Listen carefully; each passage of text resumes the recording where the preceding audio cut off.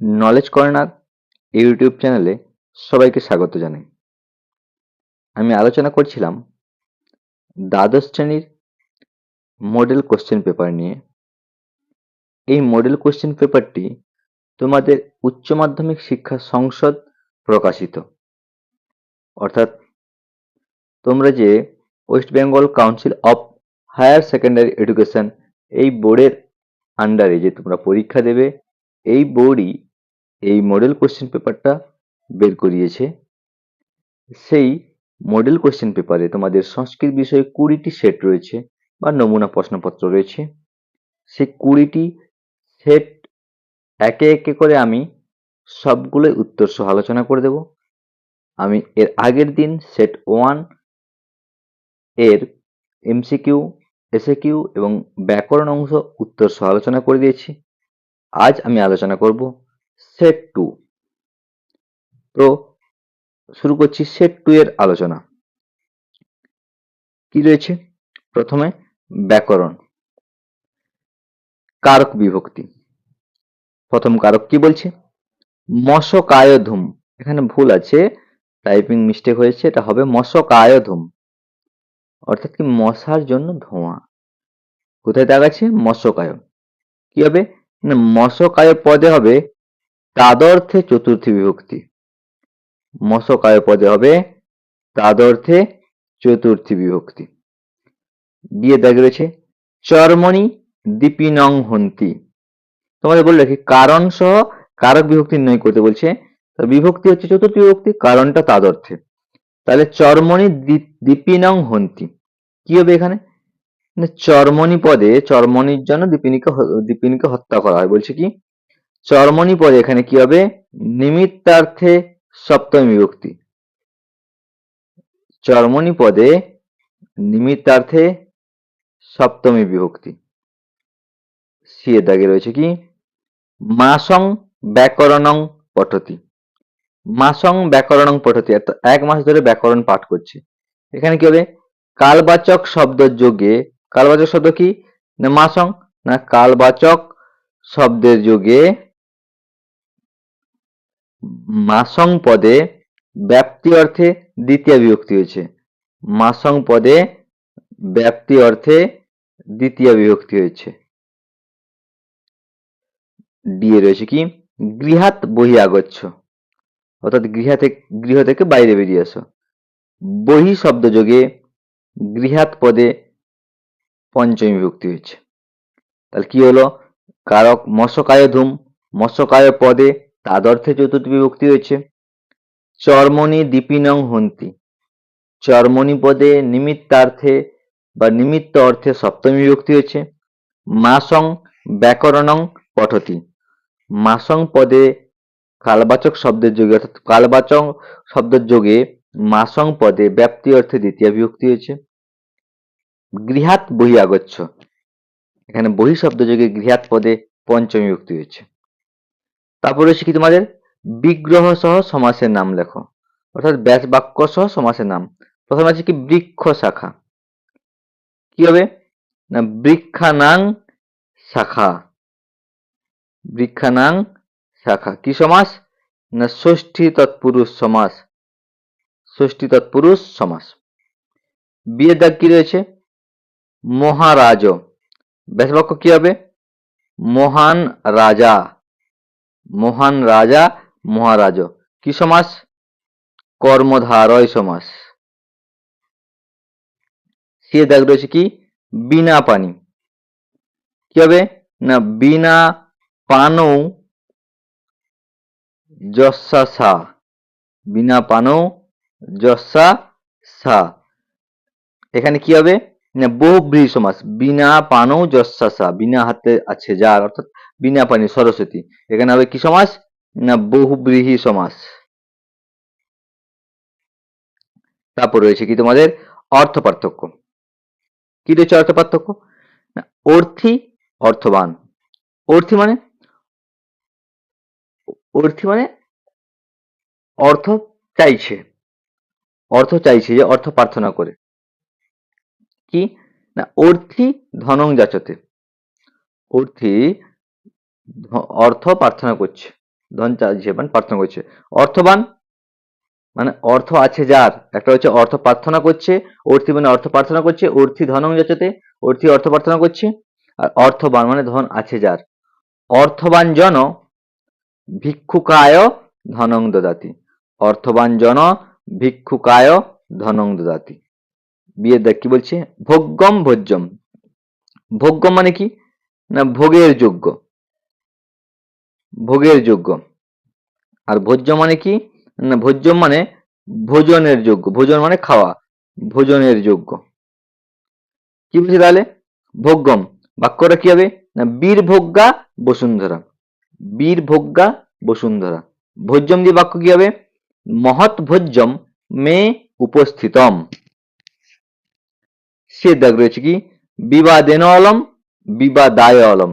বিবাদেন অলম মানে বিবাদের প্রয়োজন নেই, আর বিবাদেন অলম মানে বিবাদের প্রয়োজন নেই, আর বিবাদায় অলম মানে বিবাদের সমর্থ। বলছি কি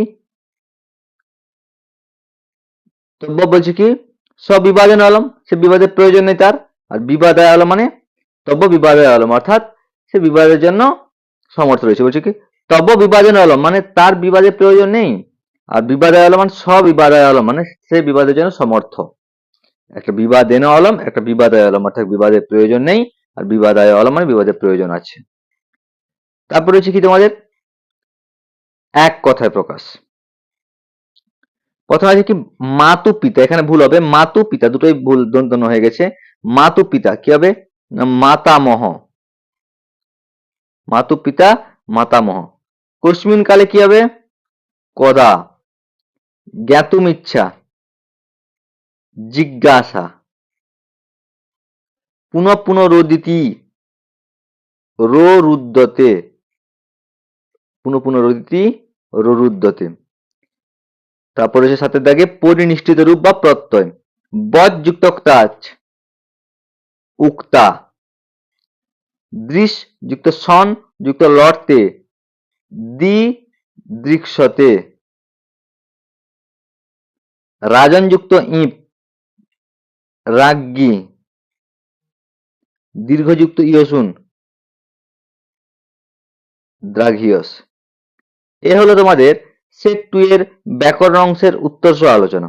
এরপরে আমি আলোচনা করছি এমসিকিউ ও এসিকিউ নিয়ে।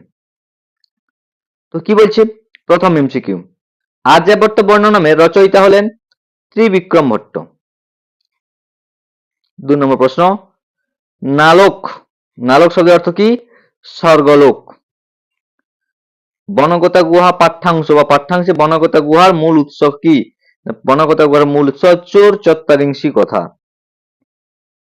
4 দিকে প্রশ্ন, ঘোড়ার পিঠে কিসের বস্তা ছিল, ঘোড়ার পিঠে বস্তা ছিল সোনা ও রূপার। শ্রীমদ ভগবদ গীতা মহাভারতের কোন পর্বের অন্তর্গত, ভীষ্ম পর্বের অন্তর্গত।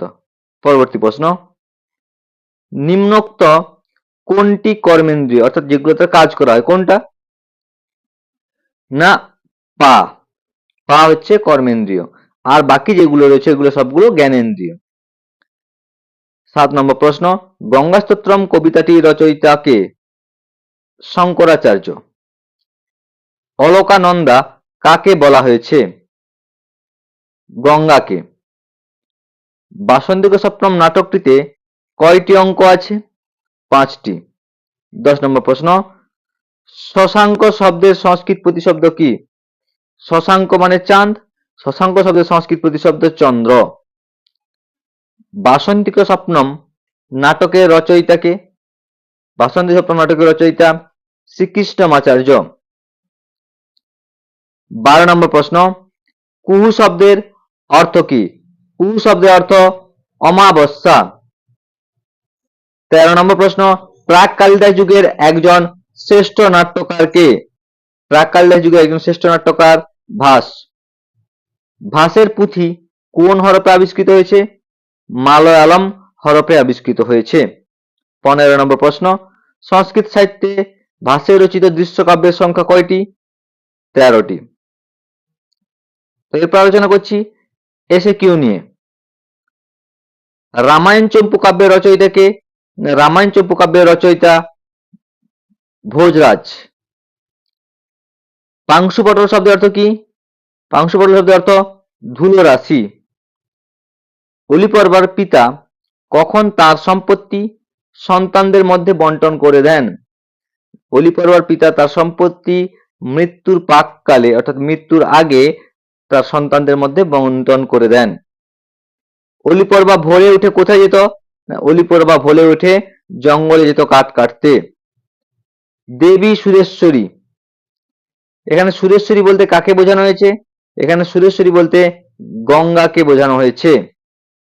6 নম্বর প্রশ্ন, ত্রিভুবন কি? ত্রিভুবন হলো তিনটি ভুবন অর্থাৎ স্বর্গ, মর্ত ও পাতাল। 7 নম্বর প্রশ্ন, গীতার সম্পূর্ণ নাম কি? গীতার সম্পূর্ণ নাম শ্রীমদ্ ভগবদ গীতা। শ্রীমদ্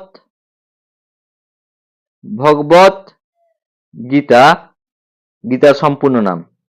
পুরুষ কথার অর্থ কি? পুরুষ কথার অর্থ আত্মা বা মানুষ। পুরুষ কথার অর্থ আত্মা। নাট্যাংশ থেকেই বলছে কি? রাজা ইন্দ্রবর্মার মন অস্থির ছিল কেন? না, রাজা ইন্দ্রবর্মার মন অস্থির ছিল তার বিবাহকে নিয়ে, অর্থাৎ বিয়েকে আর 4 দিন বাকি আছে, এই নিয়ে তার মন অস্থির হয়ে পড়ছে। রাজা ইন্দ্রবর্মার কোন তিথিতে বিবাহ হওয়ার কথা ছিল? অমাবস্যা। কথয় বাসু, কে কাকে বাসু বলে সম্বোধন করেছে? রাজা ইন্দ্রবর্মা কৌমুদীকে বাসু বলে সম্বোধন করেছেন। ইন্দ্রবর্মা কোন নগরের রাজা? ইন্দ্রবর্মা বৈবস্বত নগরের রাজা। তোমাদের টেক্সট অনুযায়ী হবে বৈবস্বত নগরের রাজা। ভাস রচিত শ্রেষ্ঠ নাটকটির নাম কি? ভাস রচিত শ্রেষ্ঠ নাটকটির নাম হচ্ছে স্বপ্ন বাসব দত্তম। তারপরে হচ্ছে কি? ব্রহ্মস্ফুট সিদ্ধান্ত গ্রন্থটির টিকা কে রচনা করেন?